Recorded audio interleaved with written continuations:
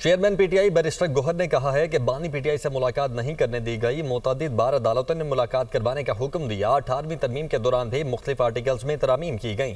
26वीं तरामीम हो चुकी हैं, मगर कभी एनएफसी अवार्ड को नहीं छेड़ा गया।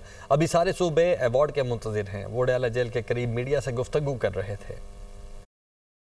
अदालत ने कई मरतबा ये ऑर्डर किया हुआ है कि ट्यूसडे वाले दिन वकला और फैमिली की मुलाकात और थर्सडे वाले दिन फैमिली की और पॉलिटिकल लीडरशिप की मुलाकात हो, लेकिन ये 2 साल हो गए, वो ऑर्डर इम्प्लीमेंट नहीं हो रहा। 18वीं तरमीम में 101 आर्टिकल में चेंजेस हुए। आज तक 26 तरामीम हुई हैं एनएफसी अवार्ड से रिलेटेड। कभी भी तरमीम ने आर्टिकल 163 को चेंज नहीं किया।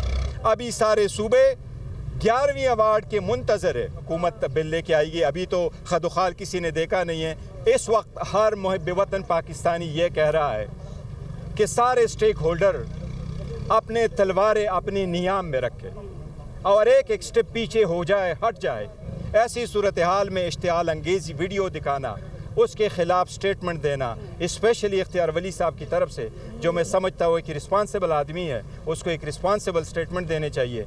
और एक सूबे के वज़ीर आला के बारे में, और वो सूबा जो बड़ा क्रिटिकल है, और वो सूबा जो उसका ख़ुद अपना सूबा है, ऐसी सूरत हाल पे ऐसे इश्तियाल अंगेज़ किस्म के वीडियो दिखाना, मैं समझता हूँ आग पे तेल छिड़काने वाली बात है।